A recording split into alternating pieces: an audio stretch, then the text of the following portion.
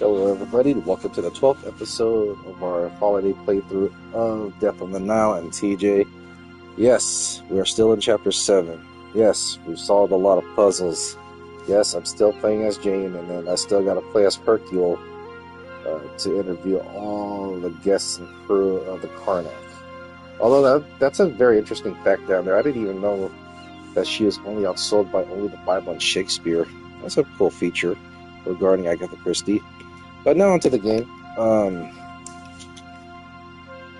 The puzzles, like the past couple of chapters, playing as Jane was going to each passenger's cabin, and we uncover a puzzle that has to be solved. And the puzzles have been pretty easy so far, or not easy, but it started off hard in the cabins numbered in the hundreds, and then as we got to the 200s, it got easier and easier.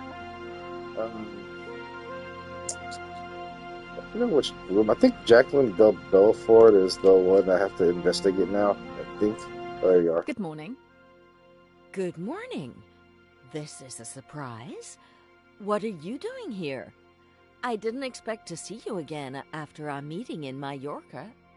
I wasn't entirely honest, I'm afraid. I am Jane Royce, a private detective.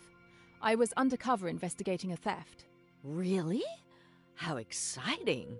The captain has tasked me with helping to investigate the murder of Linnet Doyle.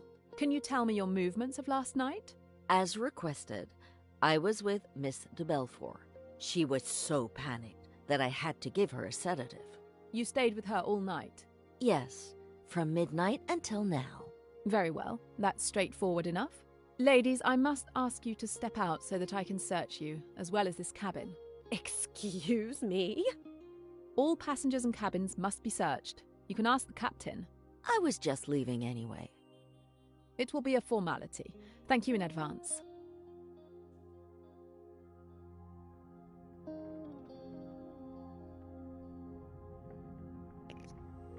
So Elizabeth Bowers is watching over Jacqueline Del Belfort from midnight to now. Wow. Okay. Oh, another. In terms of the progress of the murder, one of the things I forgot to point out was that Linnet's necklace was missing in her cabin, and we ended up finding it in.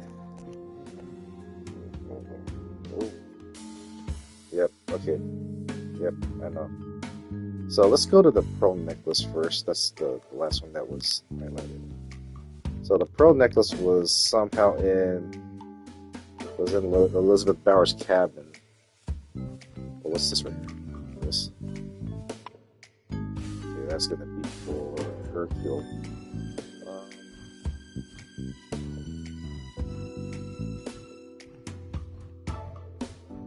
But what's your name had something to do with it? Man, I gotta reopen these things.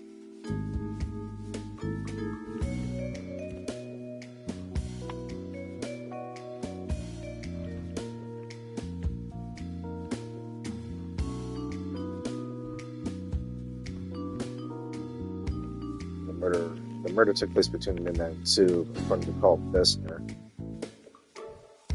Salome. Oh.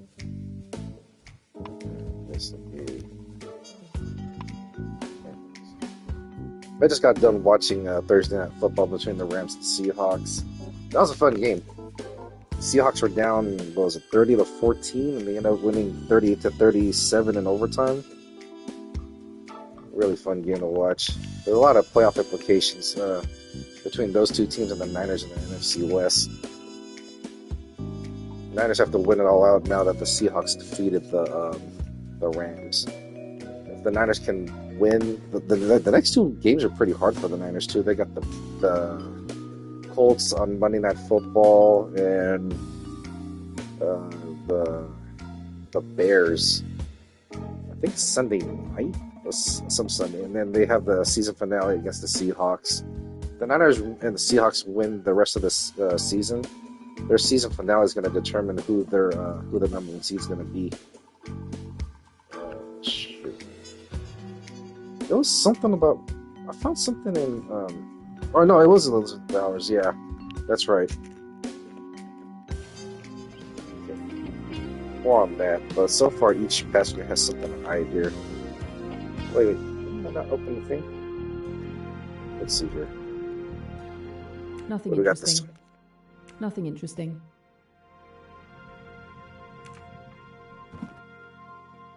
Okay. A locked photo album. But why did Mr. Belfour take it on holiday? The first thing that caught my attention were those symbols on the, what's that purple strip or whatever.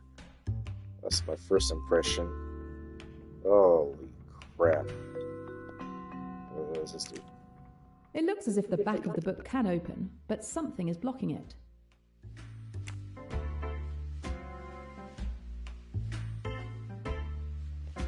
Okay, so a music note, a shell, a star, a flower.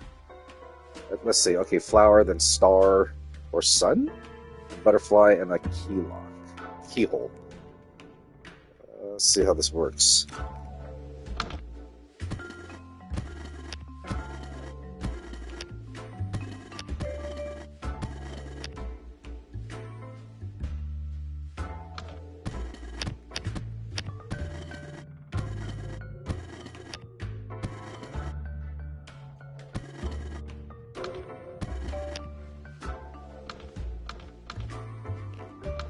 What am I supposed to do here?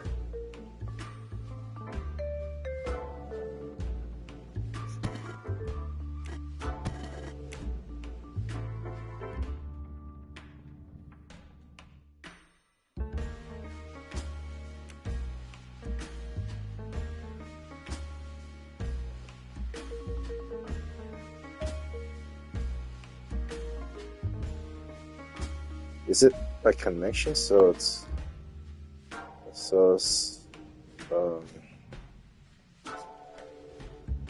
music note to shell. Let me try something.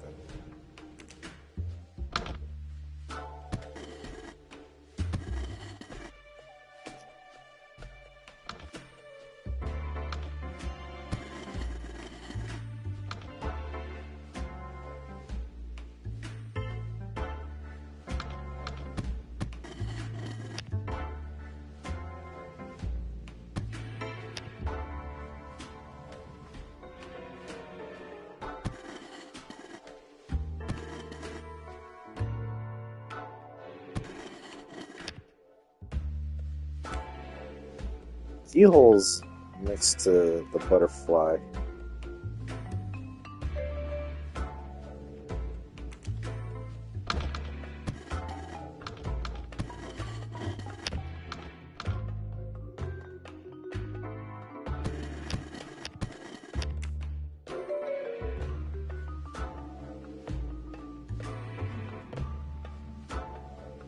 I need to take a picture of this. This is killing me.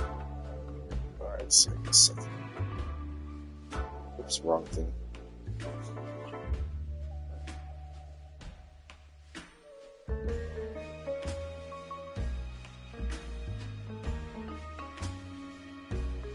Alright, I took a picture. Let's see here. Oh, I don't have to. Alright, so let's see here.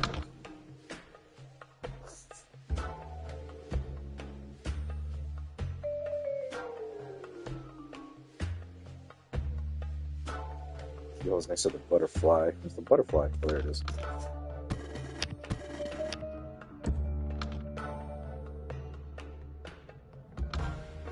So the should be good.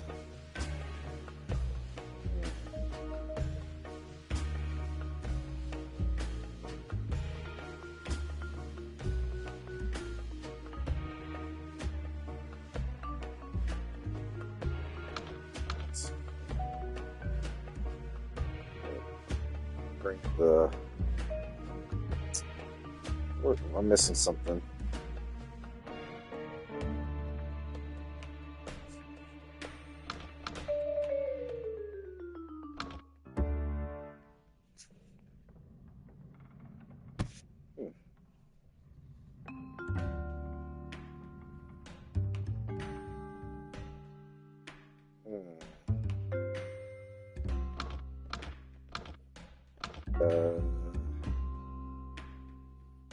What's this? The flower.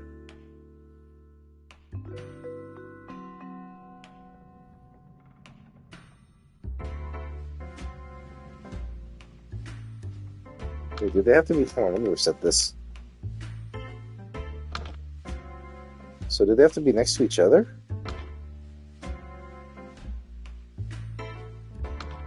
They have to be paired with the same shape, like the little music note right there on the left? Alright, let's try that.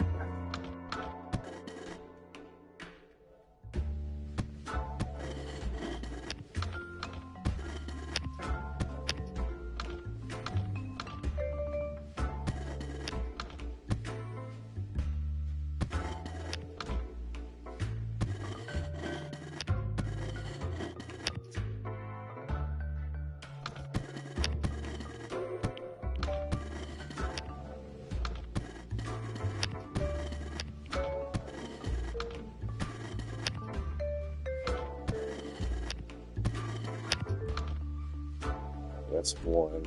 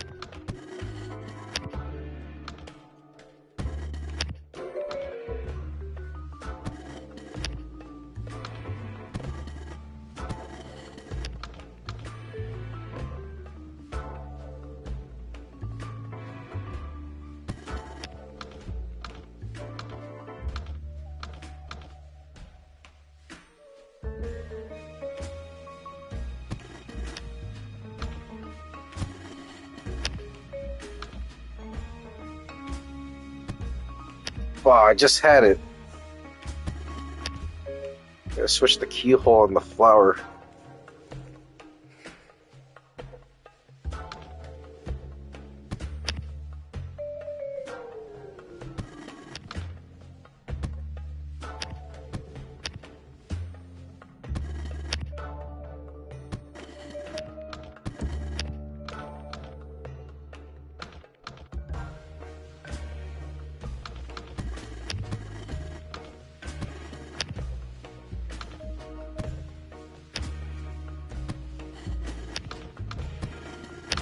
There we go. The hell no. Wait, is it in the order from top to bottom? Let me see.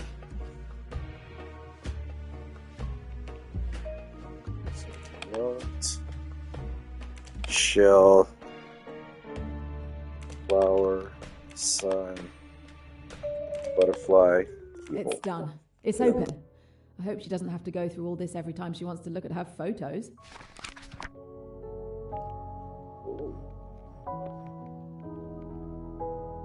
She was still in love with Simon, and she had a ring on at the time. Oh, they seemed so happy back then. But now? Is hatred all they feel? Simon had proposed to Jackie. Their future seemed bright.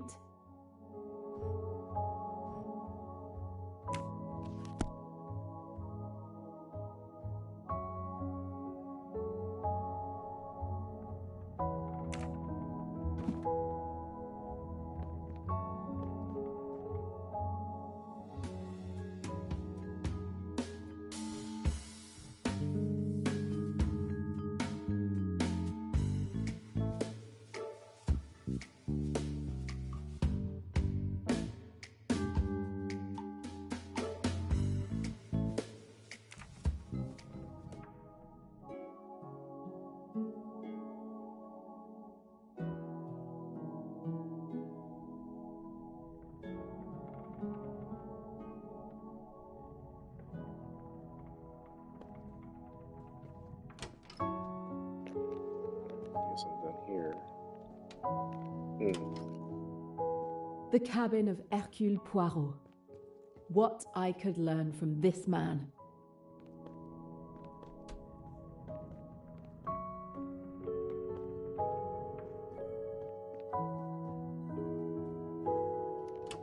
Nothing in this room. How are you? Last night must have been brutal for you as well. It shouldn't have happened like that. Are you investigating with Mr. Poirot? Circumstances have us investigating together, yes. My name is Jane Royce. Pleased to meet you.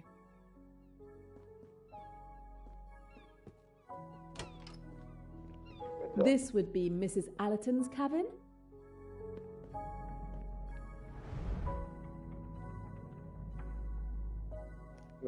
Bird seeds. Seeds. Food for the parrot.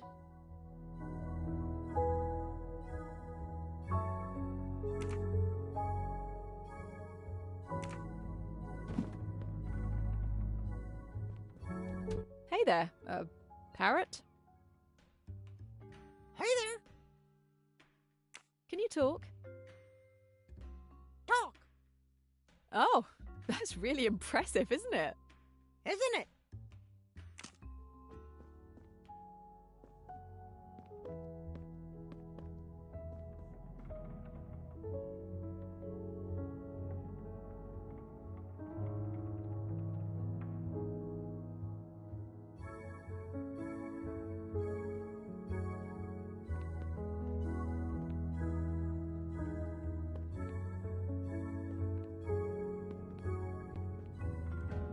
The lock is too small for my instruments.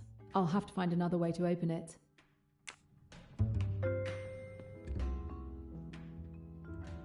What's your name? Grimo, Grimo. Grimo? How does the box open? Mama's box, Can you open the box for me, Grimo? Mama's box, What's in the box? Mama's box. Are you hungry, Grimo? Grimo, hungry. I might have found the way to open this box. Do you want to eat? Peanuts.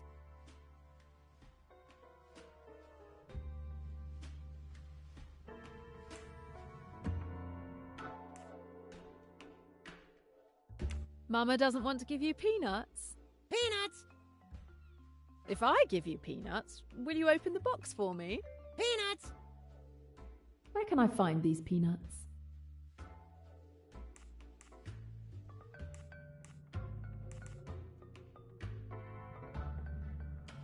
Grimo, I'm your mother. Mama's box? Mama's box. Do you want to go out, Grimo? Grimo, hungry. Do you want to play, Grimo? Grimo, hungry. Peanuts. The cock. Where did I see that? Is that the bar? Let me get some peanuts and see if we can get that. Oh, this is it.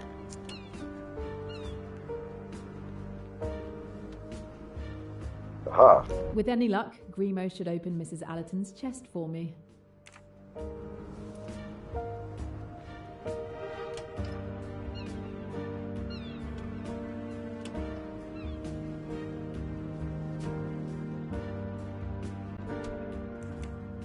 Here are your peanuts, Grimo. Happy now?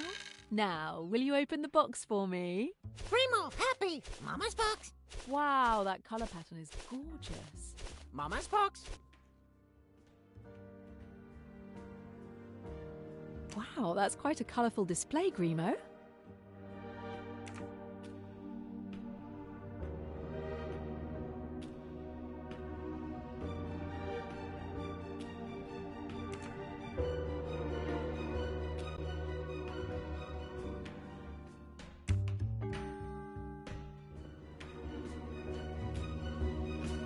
Oh, don't tell me that the yellow streaks is the combination.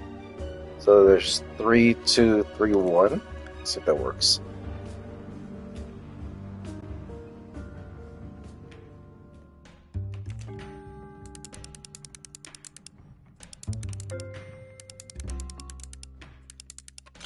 God almighty.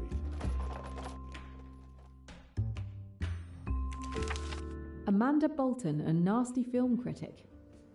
Why does Mrs. Allerton keep reviews written by such an odious woman?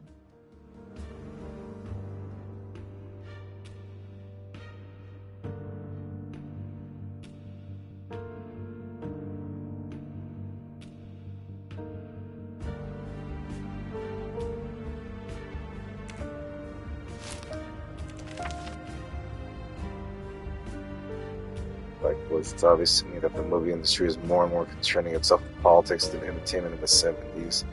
Case in point, its latest counterculture hit, Likewise, a film destined for the trash heap about two scruffy lawbreakers concerned more with riding their bikes and smoking dope than leading useful lives. Okay. All these film reviews seem to have been written by this Amanda Bolton, a very critical person it seems.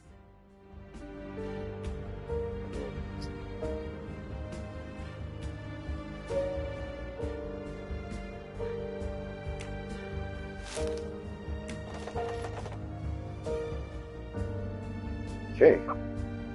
Is that all the rooms? Nothing else on here?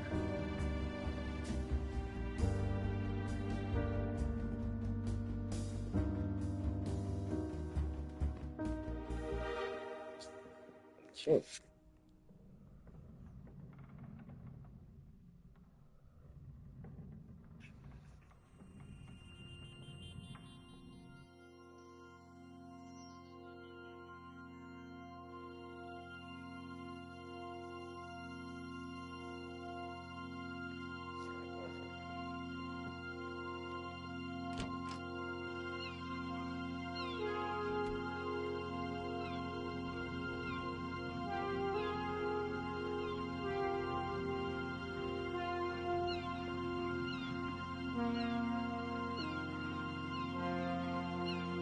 He's at the restaurant, no?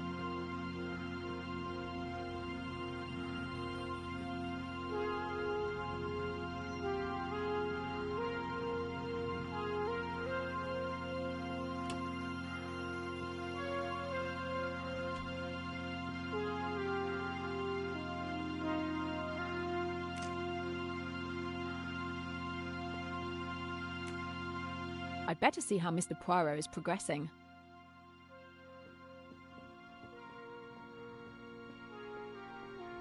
Good day, Samir. Might I disturb you for a moment? Of course, Mr. Poirot. What can I do for you? I was wondering how the ship's staff are doing. That is very kind of you, sir. We are, of course, doing the best we can, despite the terrible tragedy. You mustn't worry.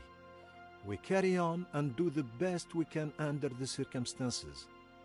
After all, everyone must eat. Cabins must be cleaned. Happily, there are few complaints. May I ask what your movements were last night? Of course. I tended the bar until 11:30 p.m.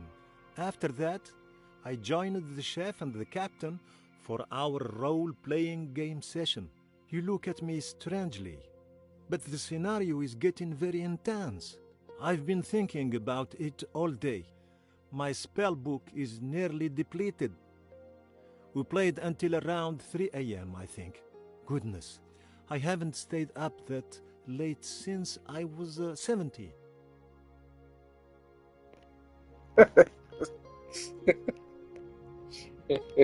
Oh, that's funny. Did you happen to notice Mrs. Doyle's pearl necklace? How could I not? It is so beautiful. I think it's worth more than anything I could earn in my lifetime.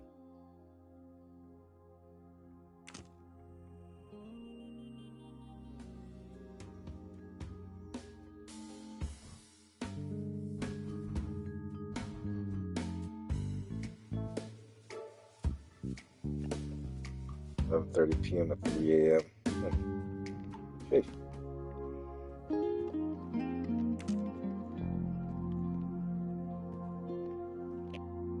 Good day, Mademoiselle Robson.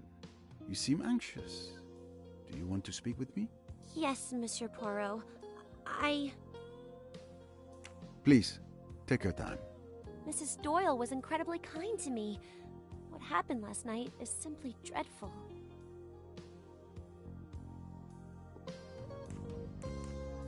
Tell me of last night, mademoiselle, if you will, in your own words.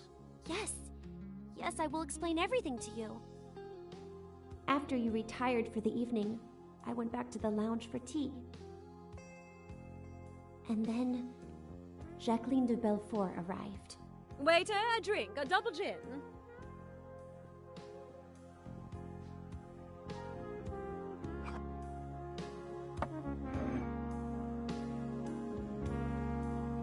To revenge.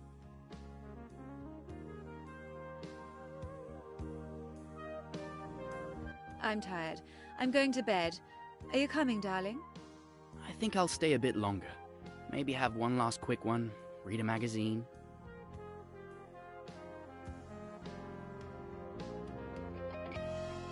Well, I suppose that's it. I'm going to head out too. Have a good evening.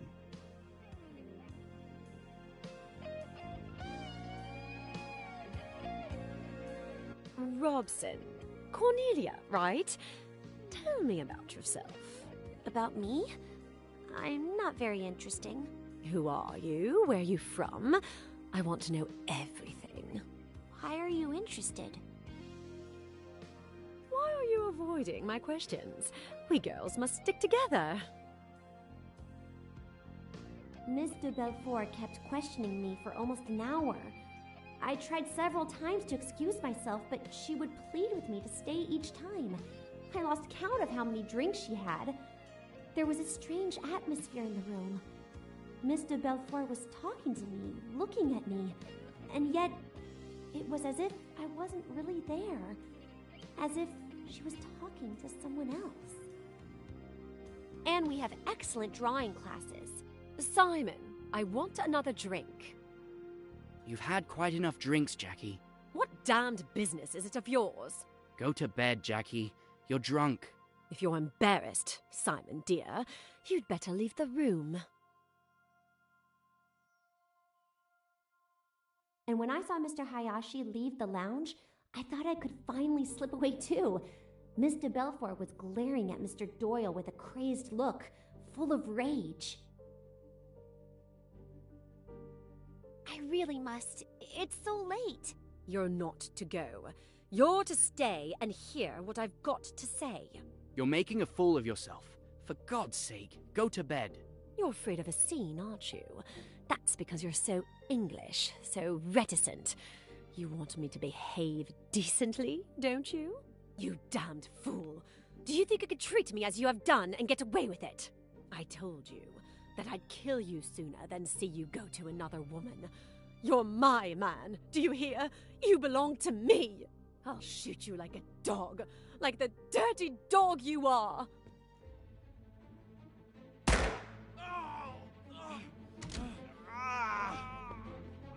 Mr. Hayashi! Mr. Hayashi! She shot him! Oh, she shot him! Oh, God. Oh, I wish I were dead. What have I done? What have I done? Hush, dear. Hush. Get her to her cabin, Hayashi. Miss Robson, get that hospital nurse of yours. Don't leave her. Make quite sure she's safe with the nurse looking after her. Then get hold of old Bessner and bring him here. For God's sake, don't let any news of this get to my wife. I'll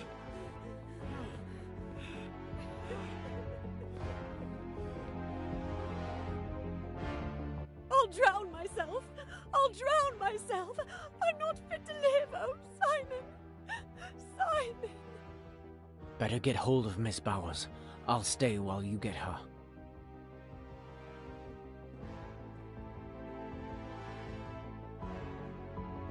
Miss Bowers! Open the door!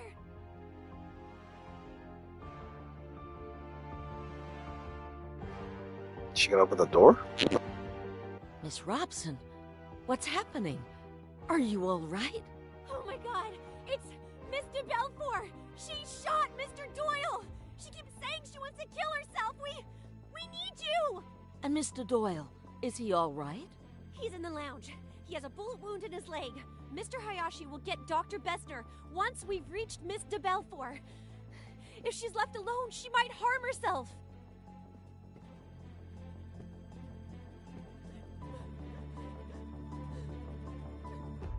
Now then, what's all this?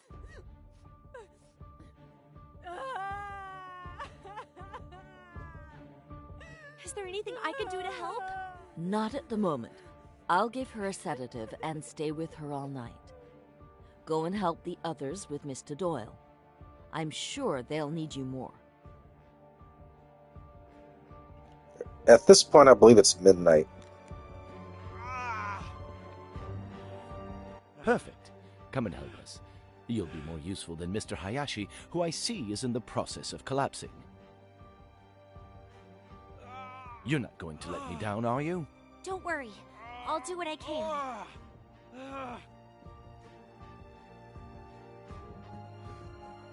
Poor Mr. Hayashi didn't seem very comfortable at the sight of Mr. Doyle's wound, so I stepped in. The doctor and I carried Mr. Doyle to the doctor's cabin. Luckily, we didn't have to carry Mr. Hayashi as well. The wound was really ghastly. The doctor busied himself cleaning and treating the wound as best he could. Well, this is the best I can do. You've been brave. I'm going to give you something to help you sleep. And your wife? What should we do about your wife? She needn't know till the morning. You mustn't blame Jackie. It's been all my fault. I treated her disgracefully. She didn't know what she was doing. Yes, I understand. My fault, Miss Robson. Someone ought to stay with her. She might hurt herself. It's all right, Mr. Doyle. Miss Bowers is going to stay with her all night. Mr. Hayashi, the gun. You mustn't leave it lying around. Quite right. I'll go and get hold of it now. I watched the doctor administer a sedative to Mr. Doyle. He seemed immediately more at ease. I'm bothered. I can't find that revolver. What? How is that possible? Did you look everywhere? Of course, I looked everywhere. It dropped out of the girl's hand. She kicked it away and it went under a settee. It isn't under that settee now. But who could have taken it? It's curious, that. But I don't see what we can do about it. Both of you go to bed. I'll watch over him tonight. And thank you. Your help has been invaluable. I did my best. Good luck. Thank you, Doctor. Mr. Hayashi left for his cabin and I continued to mine. I sat on my bed for several minutes, realizing what had just happened, trying to compose myself before going to bed and finally falling asleep. So now you know everything. That's it. I see. Jacqueline de Belfort's revolver. I am reminded when she showed it to me.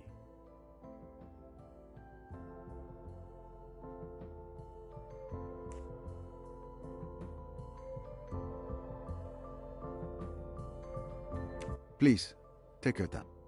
Mrs. Doyle was incredibly kind to me. What happened last night is simply dreadful.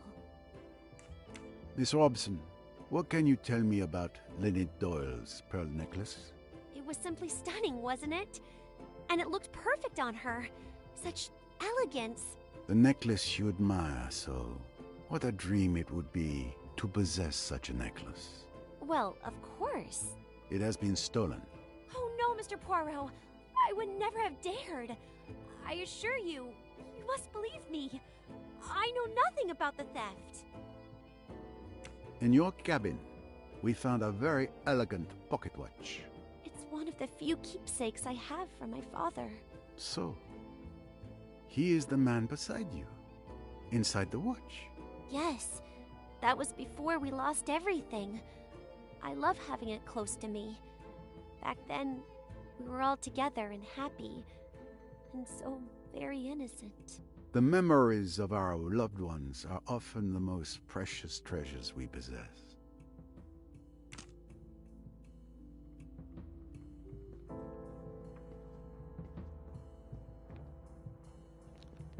Who else is there to talk?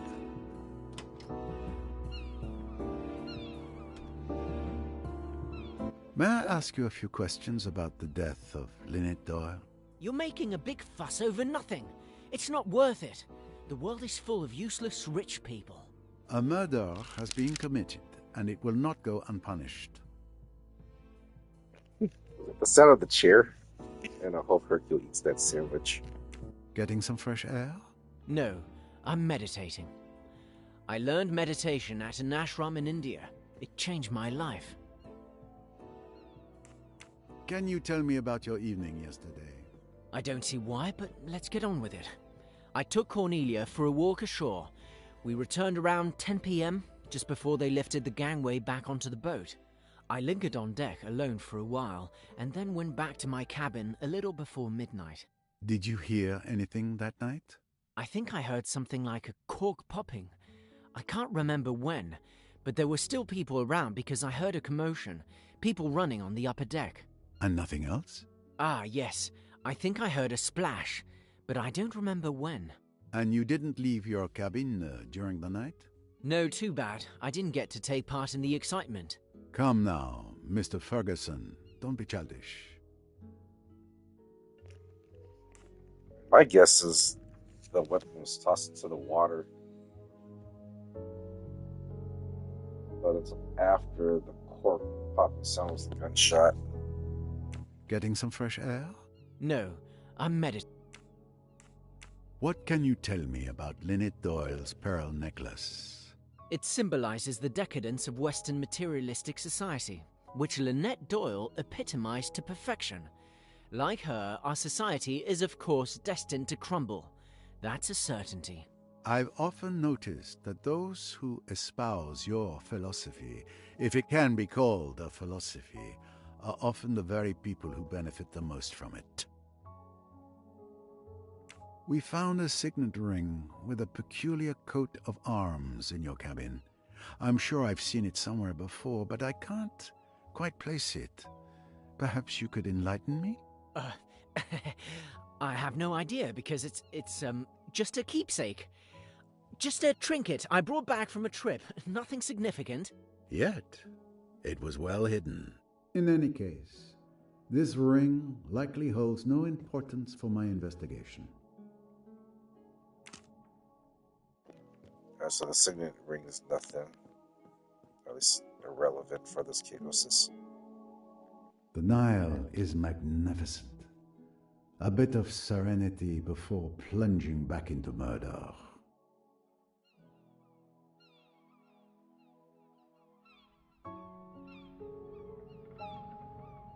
The Nile is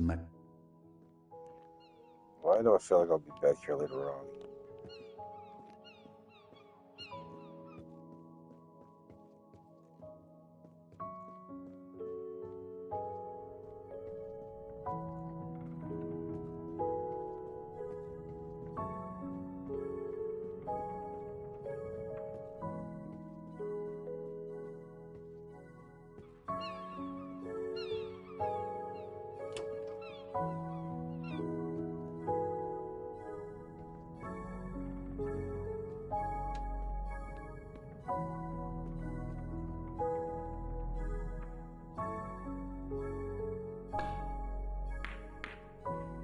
Nice shot. But one good shot doesn't make a game. Most certainly, my friend. And the next shot promises to be even more difficult. Excuse me, gentlemen, for interrupting. But would you have a moment to answer a few questions? Of course. Anything I can do to help. Right now? Can't we at least finish our game? I could insist, monsieur.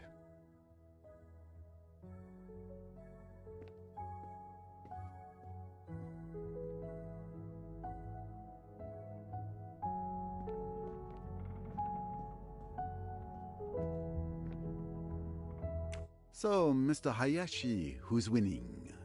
Without bragging, I believe I can safely say I'm in a better position than Mr. Allerton. But the game is far from over. Could you please tell me your movements last night? The evening started innocently enough. We were playing cards. I spent the early part of the evening playing bridge with the Doyles and Mr. Pennington. Waiter, a drink, a double gin. Simon, are you playing or what? Sorry.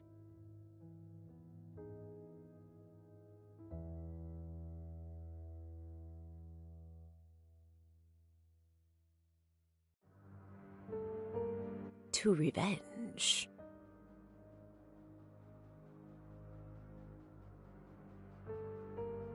I'm tired. I'm going to bed. Are you coming, darling? I think I'll stay a bit longer. Maybe have one last quick one, read a magazine.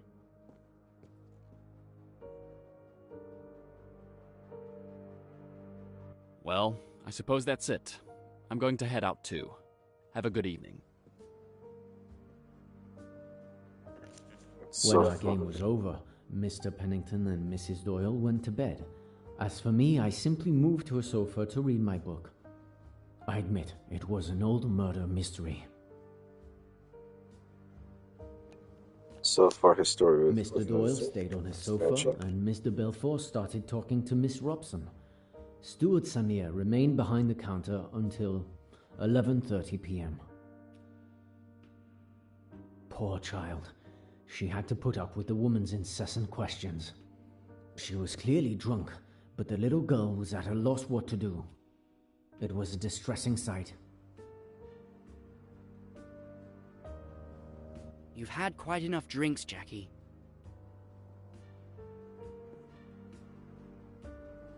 When the argument started to escalate, I seized the opportunity to discreetly slip away. Nothing makes me more uncomfortable than public confrontations.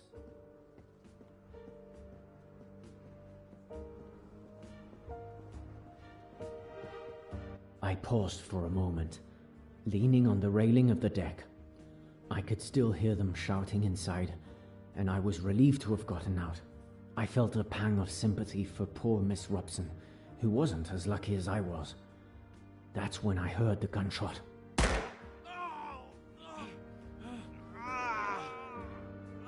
Mr. Hayashi! Mr. Hayashi! She shot him! Oh, she shot him! Oh, God. Oh, I wish I were dead. What have I done? What have I done? Hush, dear. Hush. Get her to her cabin, Hayashi. Miss Robson, get that hospital nurse of yours. Don't leave her. Make quite sure she's safe with the nurse looking after her. Then get hold of old Bessner and bring him here. For God's sake, don't let any news of this get to my wife. I'll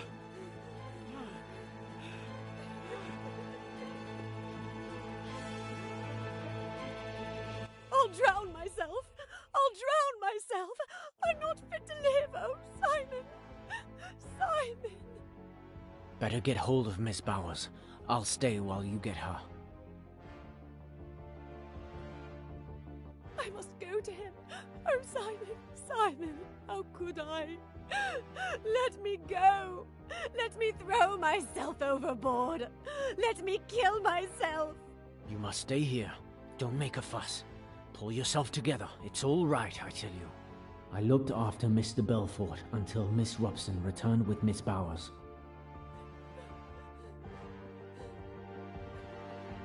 Now then, what's all this? As Miss Bowers seemed to have the situation well in hand, I rushed off to wake Dr. Bessner. Dr. Bessner! Who's that? Stop making such a racket. It's Doyle. He's been shot. Mr. Belfort shot him. He's in the salon. Can you come? Let's see. It's not pretty, but it could be much worse. The bone is fractured, and there's considerable blood loss. Mr. Hayashi, help me carry him to my cabin.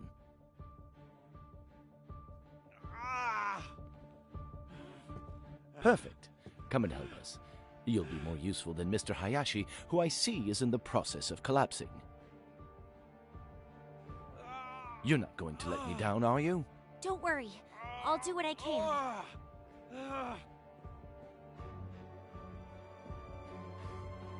I confess, I've never been very comfortable with blood, so I mostly helped to clear the procession way to the doctor's cabin. I was surprised and pleased by young Miss Robson's mental strength and composure. It was as if she had been waiting for this moment to bloom. I stayed near the door to get some fresh air while the doctor attended to Mr. Doyle. The groans he made, it was terrible. Well, this is the best I can do. You've been brave. I'm going to give you something to help you sleep. And your wife? What should we do about your wife? She needn't know till the morning. You mustn't blame Jackie. It's been all my fault. I treated her disgracefully. She didn't know what she was doing. Yes, I understand. My fault, Miss Robson. Someone ought to stay with her. She might hurt herself. It's all right, Mr. Doyle. Miss Bowers is going to stay with her all night. Mr. Hayashi, the gun. You mustn't leave it lying around. Quite right. I'll go and get hold of it now. I searched the entire lounge for a good 10 minutes, but I couldn't find that damn revolver anywhere. It had completely vanished.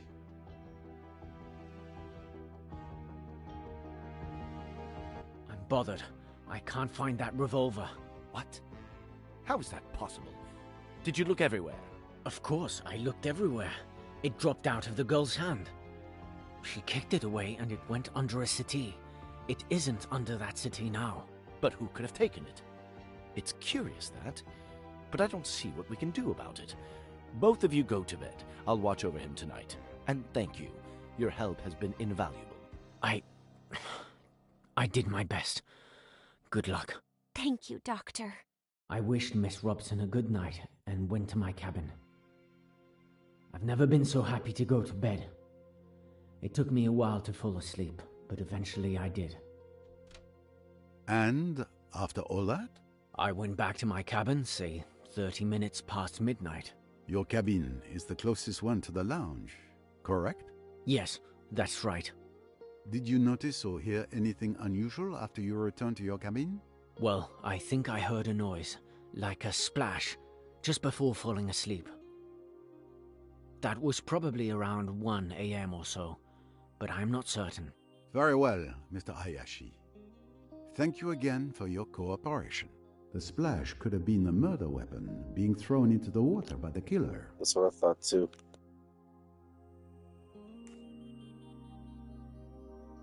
So, Mr. Hayashi, who's winning? Without Mr. Hayashi, can you tell me anything about the disappearance of Linnet Doyle's pearl necklace? Monsieur Poirot, I swear to you, I knew nothing of it until you informed me of its disappearance. In that case, I believe you have told me all I needed to know for now. Mr. Hayashi, we discovered something very interesting while searching your cabin. Oh, do tell. You're not on this ship just for a holiday. You are actually here to spy on Mr. Pennington.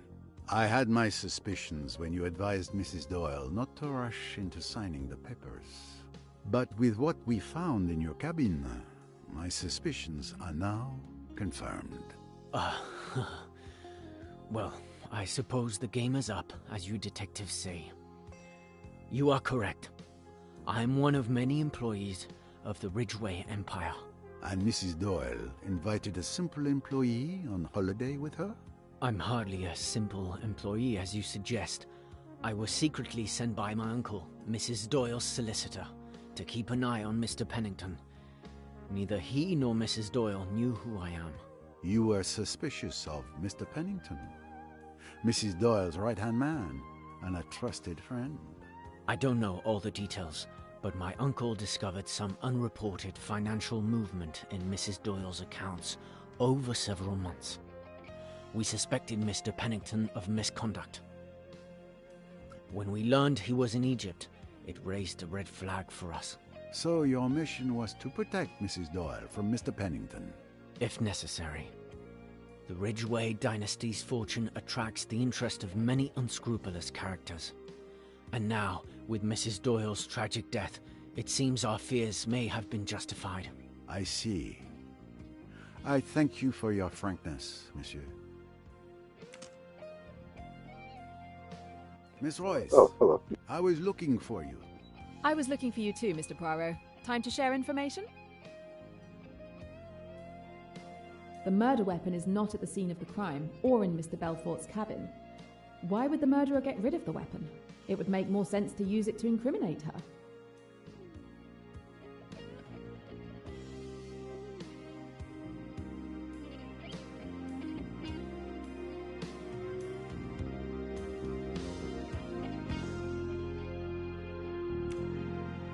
Maybe time to compare notes with Mr. Poirot.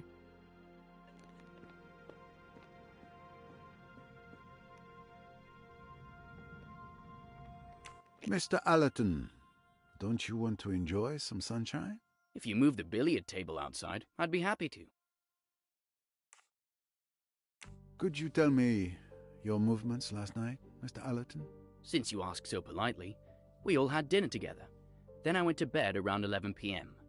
I was awakened by noise. Miss Robson calling Mr. Hayashi, footsteps, and then Dr. Bessner talking. After that, I went back to sleep and heard nothing else until this morning. Last night's meal. I'm sure I was the only one drinking wine at our table.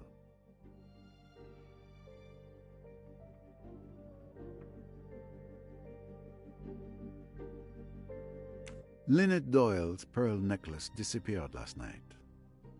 Can you tell me anything about that? You're the first to tell me the news. I didn't even know it had been stolen. The thief will make a fortune if he can sell it, but he doesn't stand a chance if you're there to stop him. Very well. Thank you for your testimony. Let's move on. We found a message signed J in a hollow book. We also found a J traced in blood on Linnet Doyle's wall. A coincidence, perhaps? If you think I killed Linnet, you're nuts. But, well, okay. The J in the message is for Joanna Southwood. Joanna is my cousin. You know her, right? She told me you met her at Chez ma tante, the night that fool's wedding proposal backfired. Yes, she was the engagement ring's thief. Who saved Linnet from a disastrous marriage. Given the recent circumstances, we can say an even more disastrous marriage has occurred. But very well. It is your cousin who sends mysterious messages in hollow books? Yes. We've done it since we were kids. There's no harm in it. We'll leave it like that then, for the moment. We noticed that the stylus of your record player is missing from your cabin. Yes. I lost it somewhere while we were shifting our luggage in Aswan. That's unfortunate. The record player won't work without it.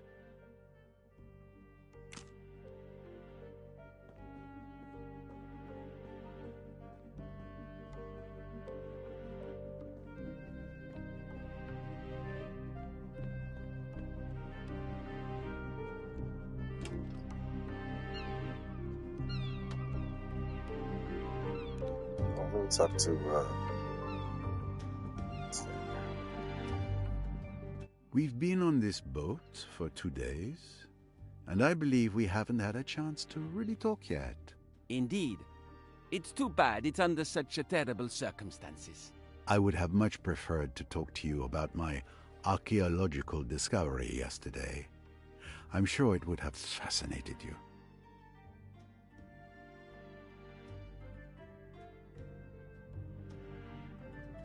I apologize. Did you seek some peace and quiet coming here? I'm just admiring Abu Simbel. What a splendor. I'm very sorry I missed your demonstration. Could you tell me your movements last night? Of course. Time for the interrogation. Let's see. After dinner, I read on the deck. I went to bed around 10 p.m. and woke up around 8 a.m. this morning. Nothing out of the ordinary, I'm afraid. And you didn't see or hear anything? Now that you mention it, I was awakened in the middle of the night by a loud splash, as if someone had thrown a stone into the water. Do you remember what time it was? Did you go to investigate? It was after midnight, I think. And no, I stayed in bed. Linnet Doyle's pearl necklace has gone missing. Do you know anything about it?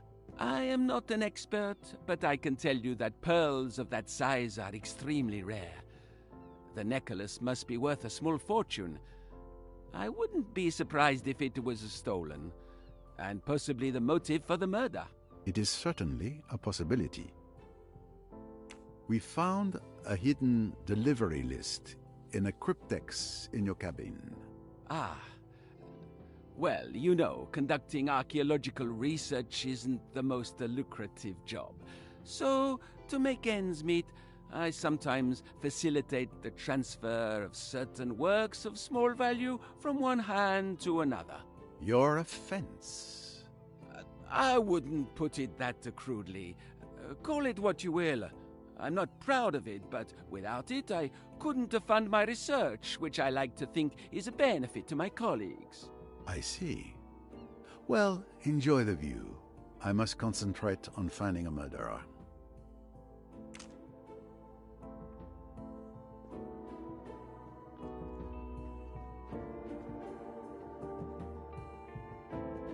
Good morning, sir.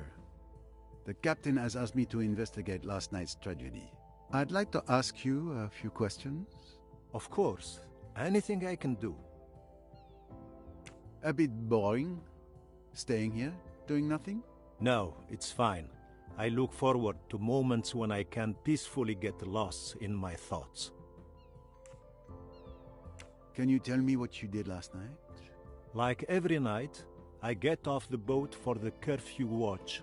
The captain raises the gangway, and I stay on the dock all night to ensure that no one boards or disembarks during the curfew. And no one could have boarded or left the boat during the night? No, no one, not even me. And this morning, when the gangway was lowered, the captain asked me to stay here and continue to keep watch. Since then, only Miss Royce has asked to come on board.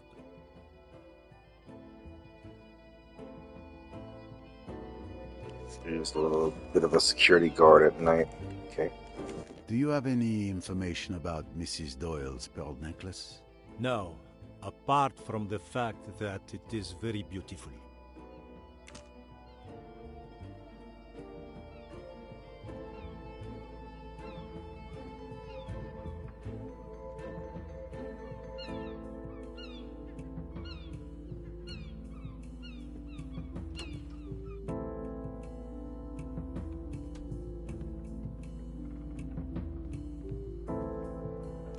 Let me go downstairs.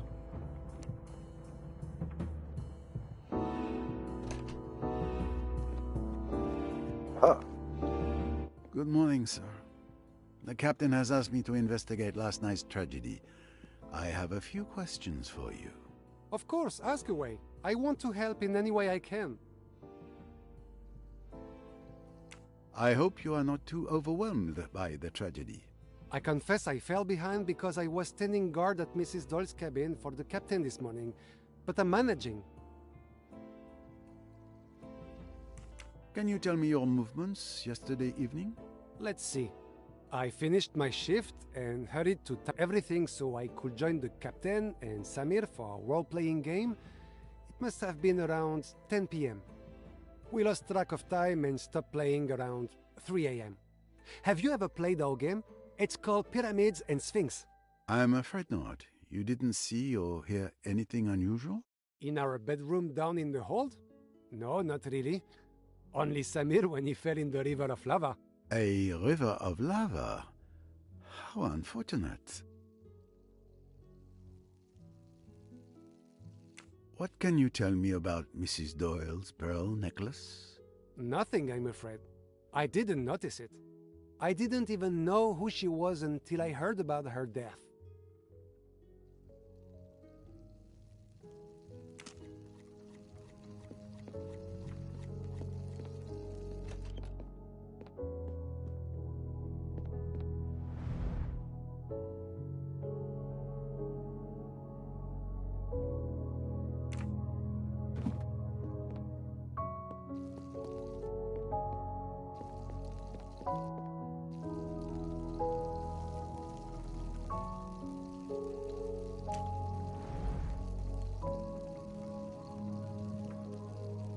Yeah.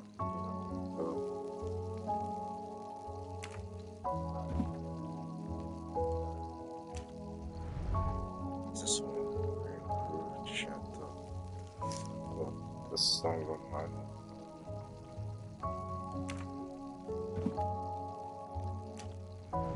And Reynolds. And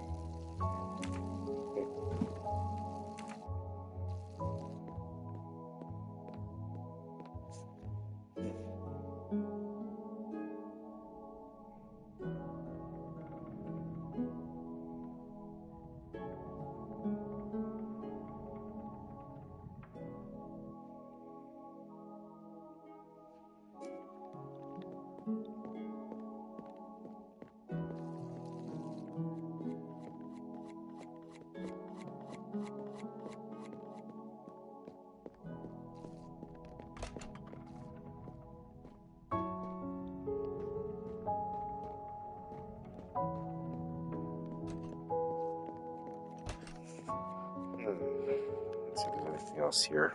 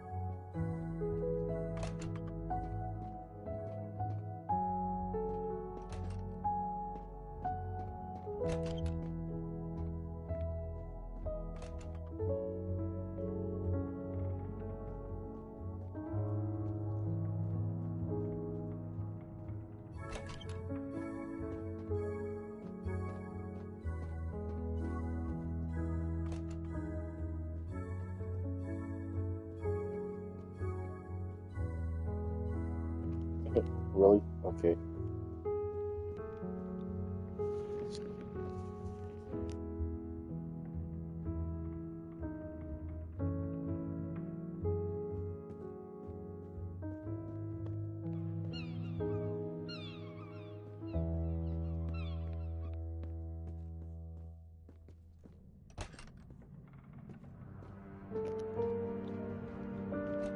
Who's John Fleetwood?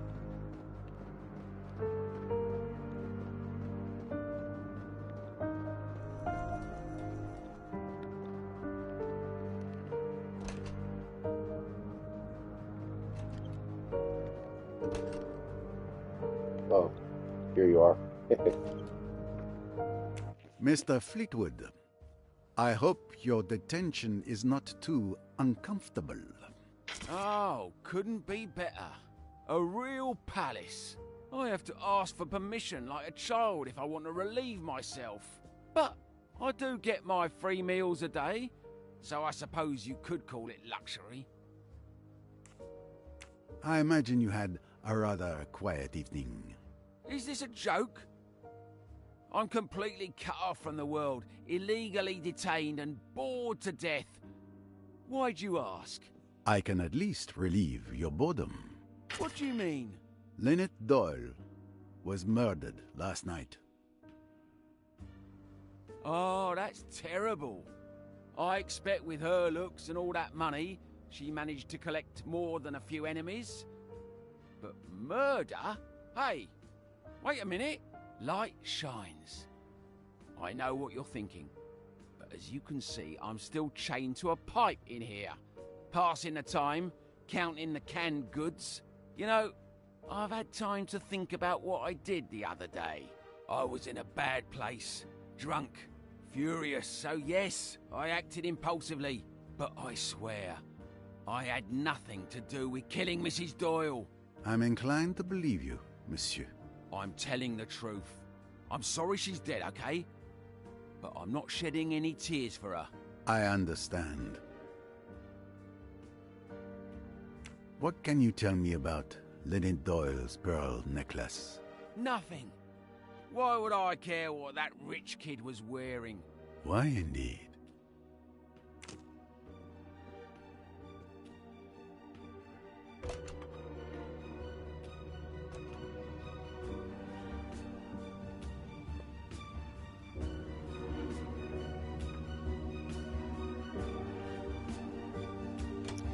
I have to talk to everybody on this one.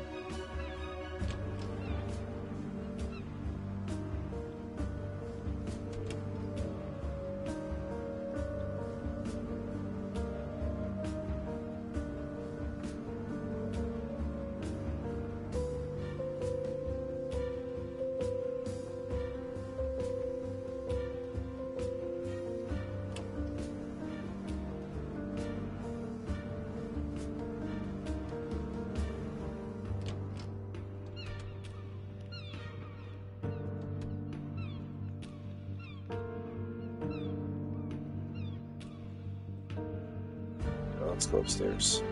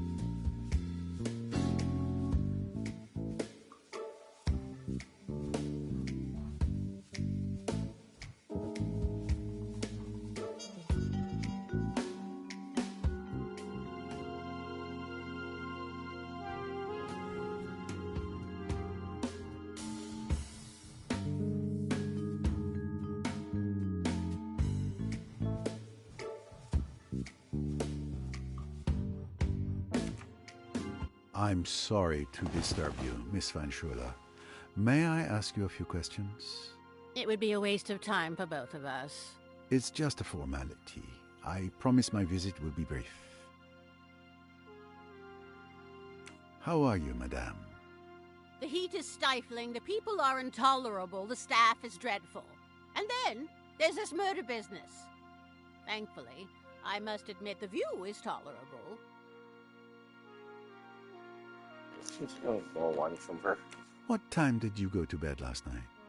Oh, there you go, asking questions anyway. I usually go to bed at 10 p.m., but last night I lost 10 minutes because that foolish Cornelia was searching for my shawl, which of course she didn't find. Do you remember? Yes, of course. Did you hear anything unusual? I'm a light sleeper. I was woken up by that vulgar woman, Linnet Doyle's maid, saying, "Good night, madame," in an annoying voice. Then I fell asleep again. Later, I was woken up by some noise on the deck. I don't suppose you can tell me who made the noise. Oh, but I can. I got up to see. Rosalie Otterborn was on the deck in front of her cabin. It looked like she was throwing something into the water. I'm not sure what she was up to, but I'm certain it was her. I saw her face clearly. She went back into her cabin, and I returned to bed. Rosalie Otterborn. At last. Who would have thought this annoying woman would prove to be a useful witness? And do you remember what time it was? I can tell you the exact time. It was 1:10 a.m. by my bedside clock. That was very informative. Thank you, madame. Did you know that Linnet Doyle's pearl necklace had gone missing? No, I didn't. That's a shame. It was one of the few pleasant things to look at on this boat. We found quite an eclectic collection of items in your jewelry box. You pawed through my jewelry box? How dare you? No lead can be left unexamined, madame. This is outrageous. Who do you think you are, you insignificant little French upstart? I am a Belgian upstart, madame. Come now, calm yourself. This extreme situation calls for extreme measures. I apologize for any inconvenience caused. I like the fact that he called her annoying in his thoughts. That's how I felt about her. I was talking with Andrew Pennington real quick. Mr. Pennington. Ah, Mr. Poirot. There you are at last. I was wondering when you would come to see me. You think I'm the one who killed the poor girl, don't you? I have discovered that jumping to conclusions only hurts the legs. But it's true that after the incident at Abu Simbel, your name is quite high on my list of suspects. I suspected as much. Please go ahead, interrogate me. I have nothing to hide. Very well. What are you drinking? Whiskey. Any objection? None. Your liver is your own. Can you tell me your movements last night? Well, you were there when I played bridge with the Doyles. Then that woman showed up, and Linnet wanted to go to bed, so we stopped the game. I went to my cabin soon after. What time was it? Around 11:30 p.m., I think. Did you see or hear anything unusual during the night? Around midnight, there was a commotion in the next cabin, Dr. Bessner's cabin. I didn't pay much attention to it. I drifted off again, slept till morning. Nothing else? That's all I have to say. You're wasting your time with me. You should look into that girl, the one who's half French, Jacqueline de Belfort. There's something suspicious about her. Rest assured, I won't overlook anyone. You were close to Mrs. Doyle. What can you tell me about her pearl necklace? A very beautiful piece, worth a small fortune. Because of its value, it was quite tricky to insure. That's all I can tell you. And were you aware that it went missing last night? Ah, you see? I was right to have it insured. Your cabin was searched. We found a note clearly indicating that you used Mrs. Doyle's money, formerly Miss Ridgway, for dubious investments. Nonsense. I merely borrowed the money, as is my prerogative, and unfortunately the investments went awry. All I wanted was to help Linnet diversify her portfolio, but I felt guilty enough. I fully intended to recoup her losses, but such a sum isn't easily gathered at the snap of a finger. Her death suits you then. You no longer need to repay anything, and Mr. Doyle being far easier to swindle than his late wife. Careful, sir. Don't poke your mustache where it doesn't belong. Linnet was like part of my family. I swore to her father on his deathbed that I would look after her. How dare you insinuate that I would take advantage of the death of someone so dear to my heart? I make no apologies. I'm simply following wherever my mustache leads me.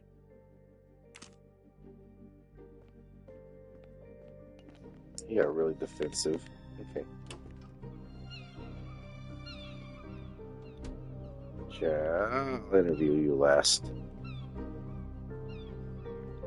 Or interrogate you last. I'm not gonna start. Where's is it? There we go. Mr. Doyle, I've managed to stabilize your wound. The tibia fracture isn't clean and the bullet is still lodged in your leg. Unfortunately, I can't remove it here. That needs to be done at a hospital. For now, you're prohibited from using your leg. This sounds serious.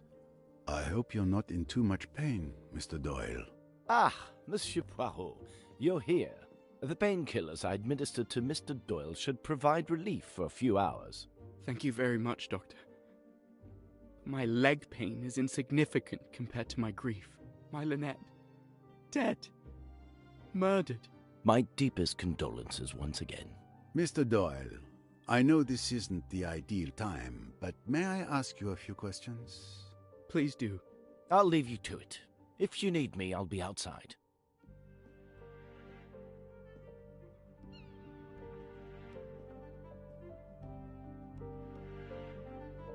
How are you feeling, Monsieur Doyle? It's agony. You were badly wounded. Oh, hang my wound. I've just lost the love of my life. Can you walk me through what happened to you last night? Perhaps walk was a bad choice of words. What a night it was. I'll tell you everything I can remember, if it will help catch Linnet's killer. After you left, we continued playing bridge for a bit. Waiter, a drink, a double gin. Simon, are you playing or what? Sorry.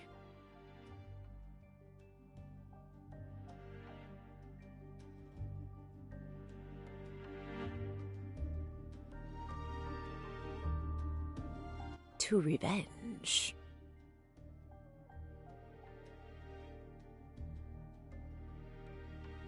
I'm tired. I'm going to bed. Are you coming, darling? I think I'll stay a bit longer. Maybe have one last quick one, read a magazine.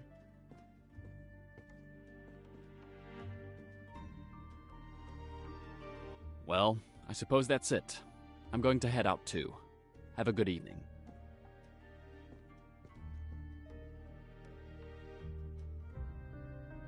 I was trying to read my magazine, but I couldn't concentrate, with Jackie doing everything to make herself the center of attention with Miss Robson. She clearly wanted to get to me, but I didn't let anything show. We were engaged in a duel of patience, and I was determined to win this time. And we have excellent drawing classes.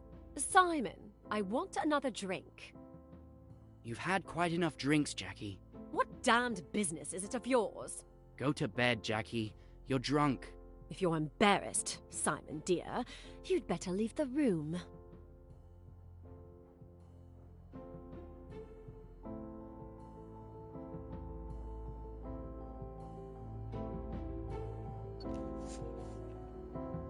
I really must. It's so late. You're not to go. You're to stay and hear what I've got to say. You're making a fool of yourself. For God's sake, go to bed. You're afraid of a scene, aren't you? That's because you're so English, so reticent. You want me to behave decently, don't you? You damned fool. Do you think you could treat me as you have done and get away with it? I told you that I'd kill you sooner than see you go to another woman. You're my man, do you hear? You belong to me. I'll shoot you like a dog, like the dirty dog you are.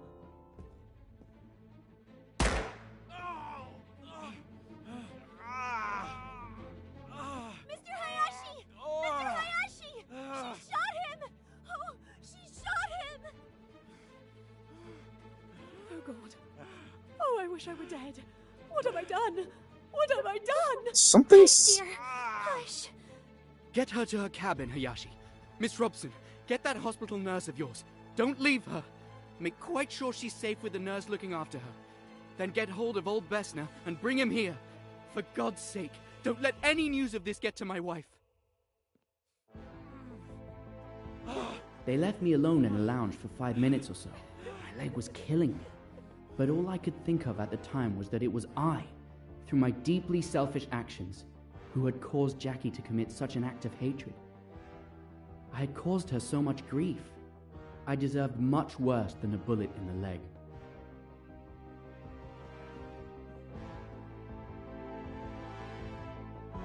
Let's see. It's not pretty, but it could be much worse. The bone is fractured, and there's considerable blood loss. Mr. Hayashi, help me carry him to my cabin.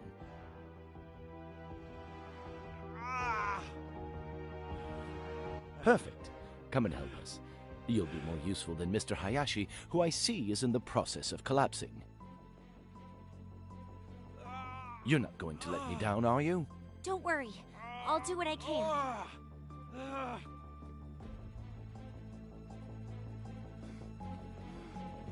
After what felt like an eternity, Mr. Hayashi, Dr. Bessner, and Miss Robson came to help me and carry me to the doctor's cabin. I must admit I don't remember much. I just know the doctor was working on my leg, and the pain was unbearable.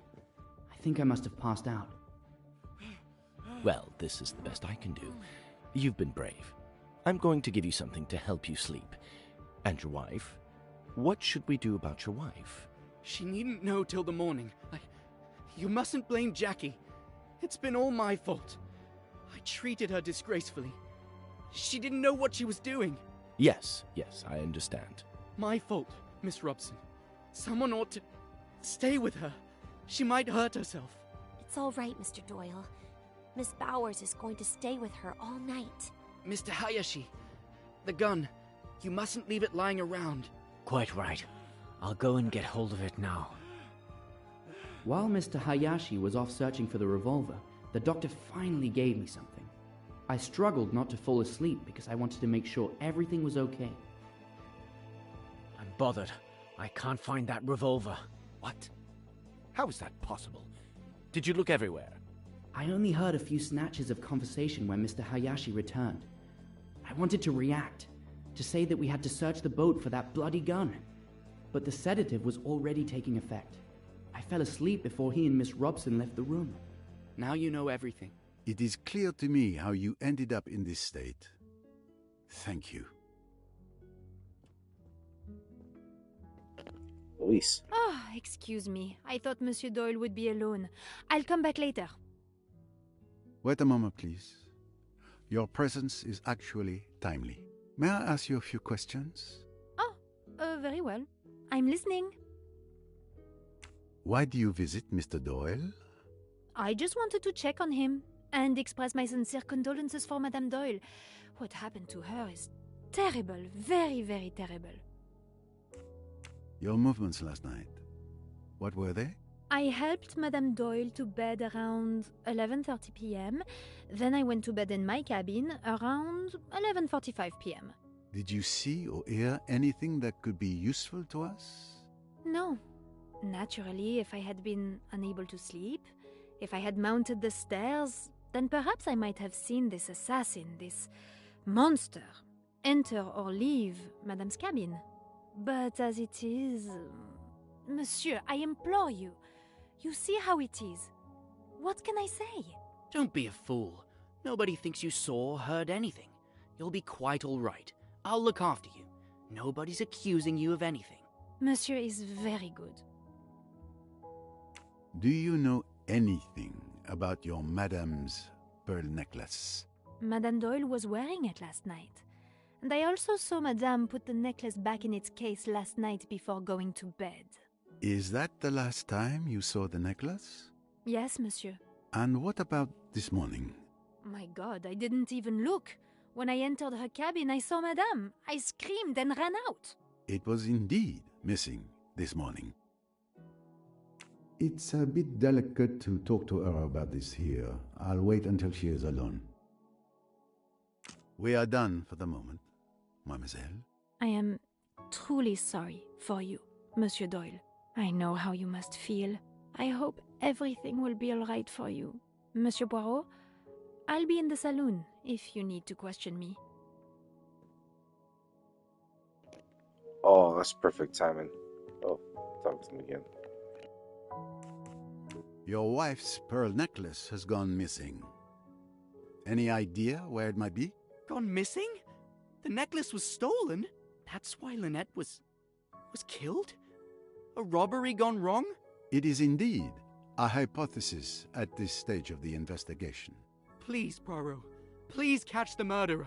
That is my intent, Monsieur Doyle.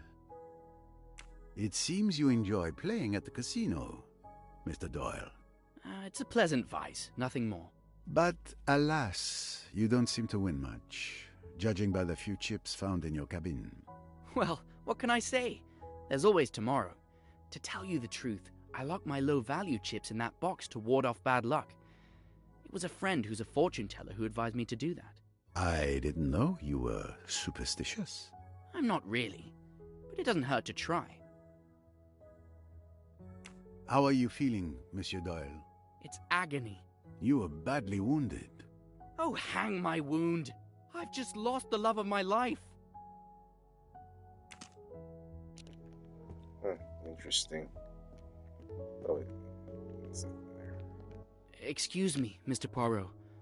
I should like to see Jackie. Would you mind if I asked you to bring her here? I've thought a lot. I haven't treated her well, and I'd like to clear things up. I know Linnet would want me to. You wish to see Miss de Belfort? Very well.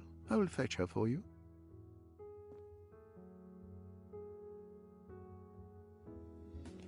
See what? Wow.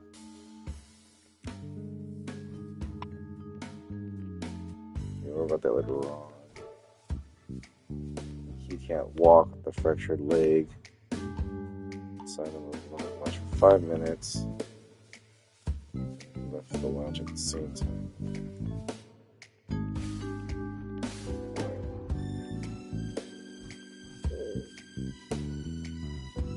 Go to bed 11:30 p.m. Okay.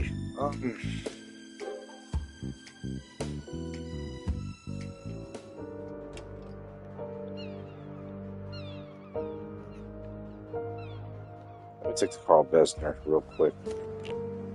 The night. It does not seem to offer much peace for you. Yes, I've had more pleasant holidays, actually. What happened to you last night, Dr. Besner? It all started when Mr. Hayashi woke me up in the middle of the night. I was asleep when I heard someone knocking on my door. I got up quickly, wondering what they could possibly want with me at this late hour. Dr. Besner! Who's that? Stop making such a racket. It's Doyle. He's been shot. Mr. Belfort shot him. He's in the salon. Can you come? Let's see. It's not pretty, but it could be much worse. The bone is fractured, and there's considerable blood loss. Mr. Hayashi, help me carry him to my cabin.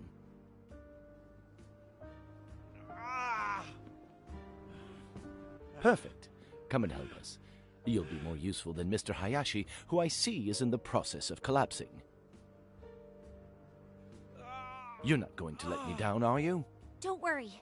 I'll do what I can.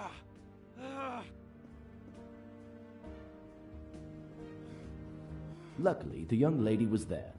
She kept a cool head and was a great help in getting Mr. Doyle to my cabin. And without proper equipment, I had to improvise. Honestly, I'm quite proud of the result. However, poor Doyle was in agony. Well, this is the best I can do. You've been brave. I'm going to give you something to help you sleep. And your wife? What should we do about your wife? She needn't know till the morning. You mustn't blame Jackie. It's been all my fault. I treated her disgracefully. She didn't know what she was doing. Yes, I understand. My fault, Miss Robson. Someone ought to stay with her. She might hurt herself. It's all right, Mr. Doyle. Miss Bowers is going to stay with her all night. Mr. Hayashi, the gun. You mustn't leave it lying around. Quite right. I'll go and get hold of it now. Thankfully, I had some morphine on hand. Without it, I think Mr. Doyle would have had a very rough night. And then Mr. Hayashi returned from the lounge. I'm bothered. I can't find that revolver. What? How is that possible? Did you look everywhere? Of course, I looked everywhere. It dropped out of the girl's hand. She kicked it away and it went under a settee. It isn't under that settee now. But who could have taken it? It's curious, that. But I don't see what we can do about it. Both of you go to bed. I'll watch over him tonight. And thank you. Your help has been invaluable. I did my best. Good luck. Thank you, Doctor. After dismissing Mr. Hayashi and Miss Robson, I sat down in an armchair. Mr. Doyle was already asleep. I got up several times during the night to re-examine his wound and put my instruments away. Then, in the early hours of the morning, the captain came knocking at my door to tell me that Mrs. Doyle was dead. There. That's how I remember it. Thank you, Dr. Besner. Now that I have gathered both the testimonies of Dr. Besner and Mr. Doyle, I am convinced that Dr. Besner did indeed look after Simon Doyle all night. I am of the opinion that Linnet Doyle's pearl necklace was stolen. What do you think, Doctor? All I can tell you is that I didn't see it in the cabin. Also, during the preliminary analysis of the body, I didn't observe any marks around Mrs. Doyle's neck to indicate the necklace was ripped from her neck. It's likely that she removed it before going to bed. What happened to it then, I have no idea. Thank you for your observations. All right. Let me see. Is there anybody else to talk to? Oh, God. Still got to talk to Adele. Is there anybody else here? Salome. So I still got to talk to Adele, Salome. Let's see. Any other rooms I have to go inside in? Because I'm going to end the episode over here right now. This is going to take a little bit longer. Oh, and I still got to talk to Jacqueline as well, too. So to recap Hercule's side of the investigation, he's interrogated most of the passengers and the crew. There's some of the some of the people on board I can rule out, like the crew, for example. Jacqueline is the prime suspect, in my opinion, but I'm pretty sure there's something else going on. But all the people that were in the lounge? Or no, sorry, not the lounge, but the bar. Lounge/bar, whatever you want to call it. Wait, what's this? Oh, that's where, what's that? Pretty much, their testimonies line up. When we're talking about, oh, another one. Oh, no, that's what I'm saying. Go to, let's see something. Oh, she's dead. Okay, Belle. Let's go to 10. Still gotta talk to Jacqueline first before I send her over to Simon. So, Cornelia, Andrew, Hayashi.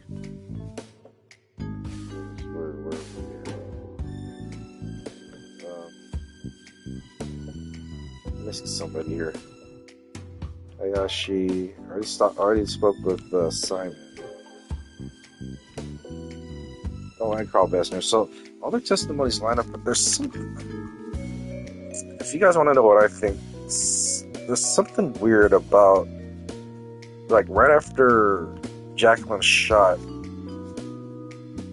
Simon on the leg. The reaction from Cornelia, like, calling out, like, I'm still thinking, like, I could be overthinking on this, but why would Cornelia call specifically for Hayashi when Jacqueline shot Simon in the leg? In a scene of hysteria, I think it'd be natural for her to call someone, or not call someone. You wouldn't call somebody out by name when you're looking for help. So she called out specifically for Hayashi. And also, speaking of Hayashi, he walked out on one side of the bar, and if you remember in his point of view, he walked to the other side, to the, like, right near the door entry of the bar. So if you guys recall, I think there's at least 2 doors. Let me go back real quick. Is it up here? So yeah. So if you recall, we're gonna walk it real quick. So right after the confrontation, Hayashi leaves. He goes here. He leaves out here, and then makes a left over here, and decides to look out at the water on this side. Now on the left, this is the other door entry to the bar/lounge. And Cornelia, when she was calling for help, she went to this door right here.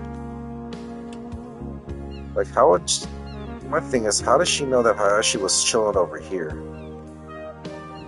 I'm like I said, I think I'm overthinking in this particular scene, but something just doesn't add up regarding the testimonies of Cornelia, Simon, and Hayashi. We still gotta talk with Jacqueline though, so we'll get to all of that, and then hold on, let me go upstairs real quick. So there's Elizabeth Bowes. We still gotta question her as to why she had the necklace in her cabin, and I gotta talk to Rosalie, who's chilling in the sun, sunbathing out there. She'll be the last person to talk to, because apparently, according to what's her name, Marie Van Schuler, she witnessed Rosalie throw the weapon out. So we'll get into all that. At least this is going to be this really is the longest chapter of the entire game. I mean, I'm clocking in 4 hours or wait 1 minute. So let me get something.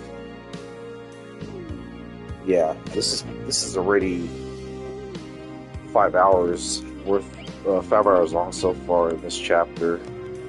So we'll get to the bottom of this and see where the story heads to. So until then, guys, I will see you later. We're heading to episode 13. I think this playthrough will be done by maybe 17 or 18. I don't know. Oh, there's Jacqueline. Alright. But until then, guys, I'll see you later. Have a good night. Oh, my next episode, I'm going to give a brief review of Avatar Fire and Ash. Been reading a lot of mixed stuff, like it's the same as the last movie, especially from how long it is. Well, the movie's 3 hours and 20 minutes long, so we'll see what it's like. Oh, and I'm not watching it in 3D as well, too. Like, my eyesight can't handle that 3D. I just don't like feeling that weird pressure in the back of my eye every now and then when the objects pop out.